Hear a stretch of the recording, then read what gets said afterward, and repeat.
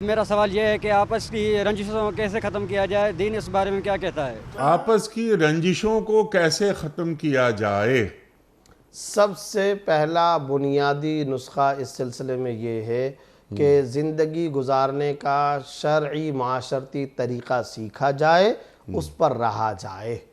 ये मैंने ऊपर की कुल्ली कायदे की, ज़ाब्ते की उसूली बात कर दी। अब इसके माताहत बहुत सारी तफसीलात आती है। ये प्रोग्राम भी इसका मुतामिल नहीं है कि पूरी गुफ्तगू की जा सके।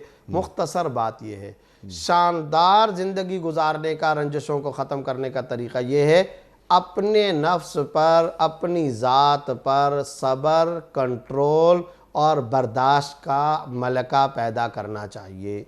एक उसूल। ठीक। दूसरा उसूल, अहिब लि अखी का मा तुहिब्बु लि नफ्सिक। सुभान अल्लाह। अपने मुसलमान भाई के लिए वो पसंद करो जो तुम अपने लिए पसंद करते हो। मैं नहीं चाहता मेरा बुरा लक़ब, बुरा नाम से मुझे पुकारा जाए, मैं दूसरे को भी ना पुकारूं। मैं बैठने के लिए ऐसी जगह नहीं, ऐसी जगह पसंद करता हूं, दूसरे को भी वो फराहम करूं। खाने के लिए मैं ऐसा नहीं, ऐसा पसंद करता हूं, दूसरे को भी वो दूं।